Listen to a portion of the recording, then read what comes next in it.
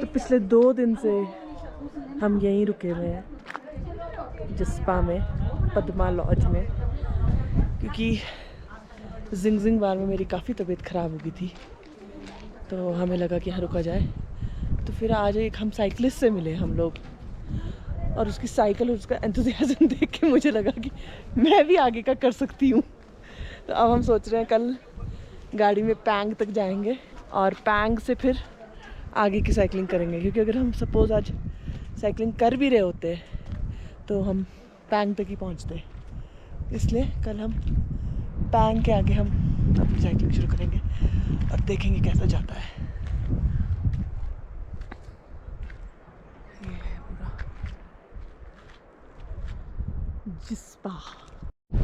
तो ये भागा रिवर है जहाँ इसमें साइकिल तैर रही है, और हम यहाँ से आए हैं और हमारा एक छोटा सा एक्सीडेंट हो गया, गिर गए हम, एक दूसरे की साइकिलें लड़ गई और अभी थोड़े कपड़े तो साफ हो गए हैं। ओहो, यहाँ से थोड़ी नहीं पानी की बूंद है, पानी की है, पानी की है। और मेरा ये देखो चोट चाट लगी है, थोड़ी सी गिरे हम, यहाँ से फटा है थोड़ा सा, इनका पजामा फट गया, मेरा भी पजामा फट गया। ये देखो तुमको ज़्यादा लगी है। हाँ, मैं तो ज़्यादा लगी है। और ये दिखाओ, हाथ में लग गई है, दूसरे हाथ में साइड बाहर लग गई है ना, बस इतनी लगी है। और अंदर तो जो दर्द है वो है। हाँ, जैकेट में भी देखो निशान लग गए, और साइड से देखो फटी तो नहीं, देखो साइड से लग गई है। अच्छा तो ठीक है, पार्सल पार्सल है। साइकिल में भी थोड़ा सा स्क्रैच आ गया है। व्यवहार साइकिल में ये दिखाओ, ये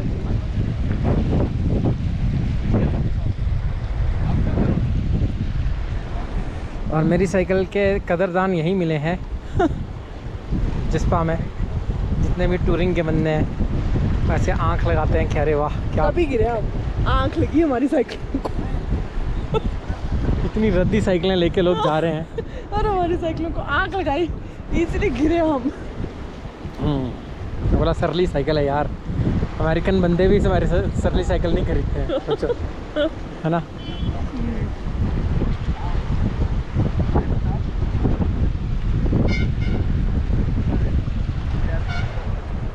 और कुछ कल जाएंगे हम पैंग तक अपनी गाड़ियाँ भर के, गाड़ी में साइकिल भर के, और देखेंगे वहाँ से आके कंटिन्यू करेंगे फिर।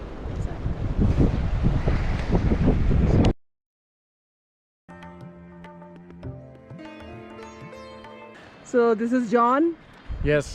We met him in Jispa, Yeah. and he's the real bike packing guy traveling through Vietnam and They actually just Laos and then Nepal, and then he went to very interesting stories you have. very interesting stories. yeah, thank you.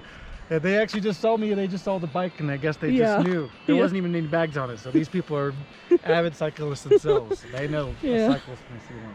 And then We are school kids and you are a PhD in cycling. That's how we... You guys are up. You guys went over Road Tank Pass. You guys are gonna be veterans in no time. we'll see. We have just started. But your experiences, especially the one where you lost your bike and found your bike. That's very That interesting. Yeah, that's a hell of a story. I gotta admit. I'm surprised I even pulled that off. So what's your YouTube channel? Brady Ballard. BRADYBALLARD. Lady Brat. Double L. Yeah, so if people wants to follow you, they can even follow you through my channel. Yeah, yeah. Vice versa. Follow these people. Though I have a very small subscribers, very less number of subscribers, Yeah. but we'll see how it goes. I also have very small, so it's Yeah. a working game. So, Yeah. It's, see, bike touring will never have millions of subscribers. yeah, that's true. Uh, I mean, if you do it right, you could be the cycle guy. You could be the cycle guy. Yeah. I mean, there's a whole industry making bags and panniers, so there is a lot of people still interested. And if as long as they keep making things, there's going to be a guy they can pay to review those things and stuff. Yeah. And what we saw from your bike and everything is that you don't need a lot of money to travel the world. Yeah, that's true. Because a lot of people who we interact, especially online, they spend a lot of money on bicycles and Yeah, you know, this pannier rack is Axiom, this is local, this is 200 grams more heavier. All that is not important. the sky is the limit when it comes to spending money on your bike. You could just put so much into it and you don't need any of it. I think that's what overwhelms so many beginners. They see like there's so many companies making all this different stuff, like it must be necessary, I need to have it, so then they get tricked into buying all this stuff to do it. Yes. And I've seen people do way lighter trips. I've seen a guy on a Hero with a single speed and buckets for the panniers. I thought it was so interesting. Buckets. Yeah. With There's wow. buckets sitting on the side. And then you see some of these guys here in India with the Indian bike, this cycle. They just have like the potato bags hanging Yeah. off the sides. But those are, talk about a rock solid bike. Is that? Yes. Yeah. Yes. Yes. Good, right, yes. right. And the ones who, you know, buy thousands and thousands of rupees on jerseys and cycling shorts and Oh my God. Castelli and whatnot. I could never do that to myself. I would cry every time I spend that much money. You can do a 1 week of your touring in a remote village in Himachal and Ladakh in the same amount of money if you want to buy a fancy jersey and a cycling shorts. Yeah, they're spending all the money on the stuff before they spend money on the trip. Yes. They could already be on the trip and done it by now. Yeah, you're a true tourist. Yeah, I but- would say. I mean, there's Explorer. nothing wrong with having a nice bike like this, though. I'd love to have a Surly or something. Yeah, why not? But what we have learned from you is that you can go on anything if you have the will to go. Yeah, that's true. When we started cycling or when we were just buying a lot of stuff, I was lucky enough to get Brooks and she was not getting Brooks. And then she was thinking that her saddle is not that great and it's not Brooks, it's like look-alike of Brooks. But then when we saw your saddle and your equipment, then all this is really unimportant. Yeah, that's true. Yeah. As long as you're comfortable, that's the biggest thing, is make sure your bike is Yes. comfortable. Correct. Comfortable and you have the spirit to go on and on. Yeah. You know, it's Yeah. Spirit is important. That's more true. mental, less sick of equipment and less, even physically also it is not that important, it's all mental. Yeah, it's mostly mental. Sometimes you think you can't do that hill, but even if you walk it up, I mean, Yes. you will eventually make it. I think you could pull off 30 kilometers in a day. Like, Yes, just even walking. if you pull it off. Yeah. Yeah. You always make it somewhere, especially the breakdown. He sent me a whole breakdown of the entire step-by-step kilometers, where to go, and if there's food there, if there's a place to sleep. And when I'm looking at it, the breakdown's only like 50 kilometers, I think, is the most. Yeah, So yeah. you'll eventually make it every Yes, day. Just- yes. Only if the altitude sickness does not. Yeah, if the altitude doesn't get to Yeah, you. get And to I don't know what that's going to do to me. I haven't been that far yet, so. Yeah. Especially from this place to Leh, since it doesn't rain too much, Mhm. so it is very, very less likely to happen that, you know, it's the middle of the night, it's raining and you're going That's- on.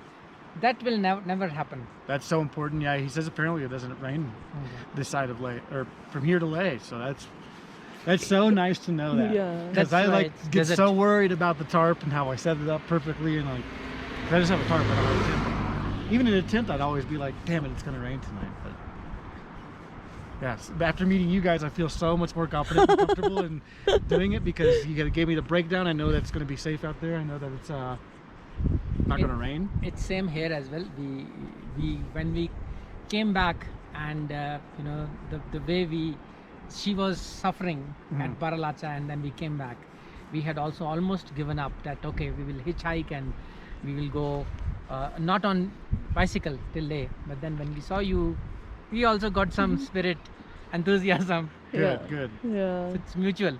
Yeah, you can. Yeah, just keep going. Yes. You guys, you've already came this far.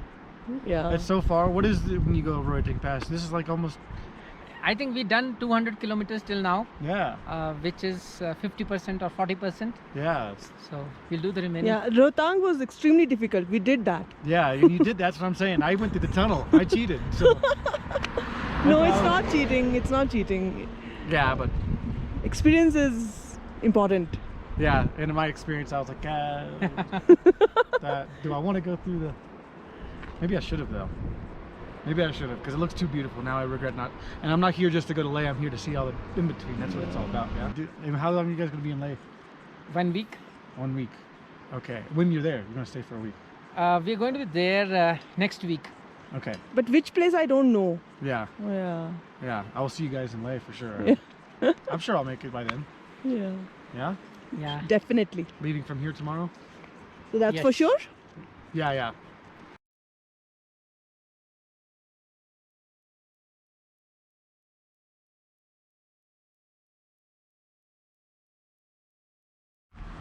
तो आपका overall experience कैसा रहा? बहुत बेहतरीन। जो experience है ये बहुत अच्छा है। ये एक्सपीरियंस सिर्फ साइकिल से ही हो सकता है, क्योंकि अगर कार से आओगे तो पता नहीं चल। फ्लाइट से तो सबसे एयरपोर्ट टू एयरपोर्ट ही होता है। फिर बाकी ये जो कार और मोटरसाइकिल है, ये भी मेरे ख्याल से उतना इनको पता नहीं चलता कि कहाँ पे इंक्लाइन है, कहाँ पे नहीं है इंक्लाइन। तो अच्छा रहा एक्सपीरियंस। तो सबसे अच्छा डे कौन सा लगा तुमको? सबसे अच्छा डे तो पहला डे ही होता है। एक तो एंथुजियाज्म भी होता है पहले डे में कि हाँ हमको करना है, हम तो यार 9 दिन का 8 दिन में कर देंगे, और हम तो बहुत स्टड बंदे हैं, और हम तो मस्त कर देंगे। तो पहला दिन ही सबसे अच्छा होता है। और कर भी लिया हमने। 40 किलोमीटर पहुँचे मड़ी में। व्यू भी अच्छा था, बंदे भी अच्छे थे, खाना भी मिल गया, टेंट भी लगा लिया फर्स्ट डे। तो अगर तुम्हें मौका मिला तो क्या तुम फिर से करोगे इसको? हाँ ज़रूर करूँगा। थोड़ा सामान कम लेके आऊँगा और थोड़ा जल्दी करूँगा। 9 दिन की जगह 6-7 दिन में करना चाहूँगा। और शायद तब तक की रोड भी अच्छी हो जाएगी, जो बारालाचा से लेके पैंग तक रोड की 12 बजे हुए हैं जो रोड के, वो भी अच्छी हो जाएगी तब तक। तो तुम्हें लगता है कि तुमने इस पूरे ट्रिप में कुछ सीखा है? सीखा है लाइफ में छोटी चीज़ों को अप्रिशिएट करना, कि अगर कहीं खाना मिल जाए तो वही बहुत बिग डील है। और लोगों के पास इलेक्ट्रिसिटी नहीं है, और खाने के लिए लोगों के पास जस्ट बेयर मिनिमम नेसेसिटीज़ हैं। 6 महीने की एम्प्लॉयमेंट है। तो ये सब सीखा है। और अगर तुम्हारे को चांस मिला कि तुम ग्रुप के साथ आओ या फिर तुम सेल्फ सपोर्टेड आओ, तो तुम क्या प्रेफर करोगे? Self supported. बेबी सिटिंग करना पसंद नहीं, कि कोई सामान उठाए, कोई खाना बनाए, कोई साथ में रहे। I don't like. और ये टेंट में रहना तुमको लगता है कि बेटर है, या फिर तुम्हें जो हम इसमें ढाबों में रुके वो बेटर है? मुझे तो टेंट में रहना पसंद है, क्योंकि वो तुम्हारा बिल्कुल on ground, on your own है। मेरे हिसाब से तो टेंट में रहना बेटर है। मगर मिल रहा है कहीं पे अगर रहने को 100-200 रुपये में, तो उनको भी लोकल एम्प्लॉयमेंट है तो अच्छा है ना। और कुछ आखिरी शब्द आपके इस ट्रिप के बारे में? कोई शब्द नहीं है, हमको बहुत अच्छा लगा। आपने बहुत अच्छा प्रदर्शन किया। आपकी हालत तो बहुत ही टाइम फिस हो गई थी। आपके तो जीवन के आखिरी क्षण के आसपास पहुंच गए थे। जिंगजिंग में आपको जिंगजिंग हो गया था, लेकिन फिर आपने कर लिया वापस से अपने आप को motivate, thanks to John little bit. और आगे हम लोग खींच लिया हमने।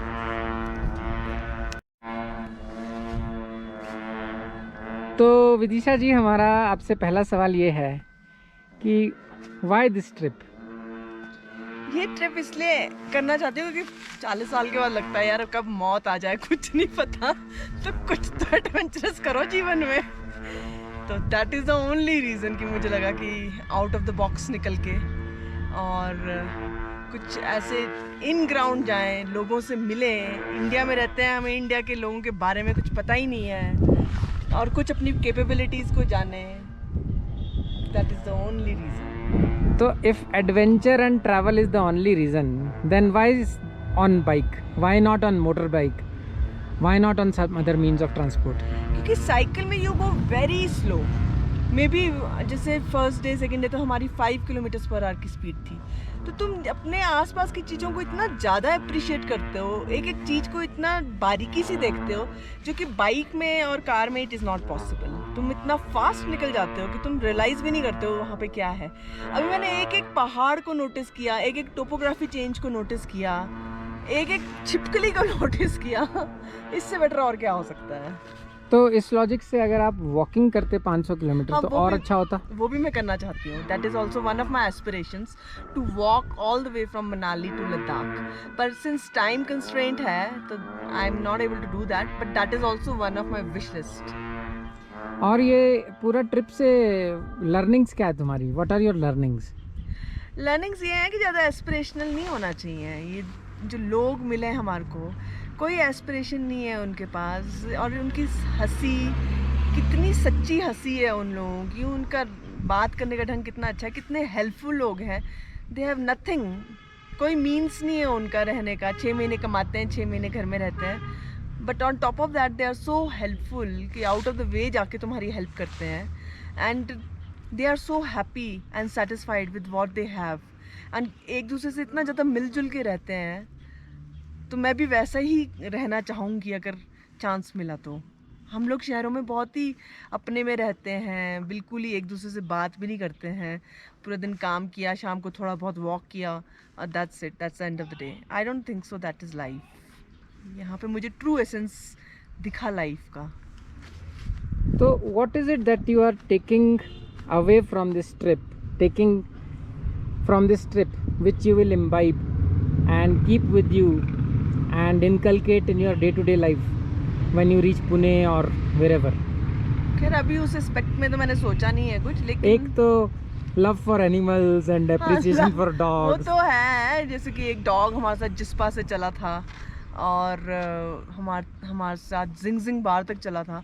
कोई जान पहचान नहीं, कुछ नहीं, बट हम सब एक दूसरे के साथ इतना ज़्यादा अटैच्ड हो गए थे, तो उस वजह से एटलीस्ट हमारा बेटा है हिमांक, उसके लिए बेनिफिट हो गया कि हम उसको एक डॉग लेके देंगे।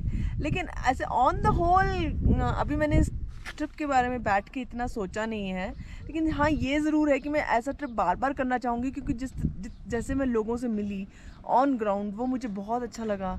उनका रहन सहन, कैसे हमारे इंडिया में एक्चुअली सब कुछ होता है, वो मुझे बहुत अच्छा लगा, और मैं इस चीज़ को बार बार करना चाहूँगी, maybe different parts of India, to know India. Okay, धन्यवाद। Okay. It was a good experience overall. और क्या तुमने सीखा इससे? सीखा ये कि तुम्हारे को अपने बारे में बहुत फंदे खा ओपिनियन नहीं रखनी चाहिए, और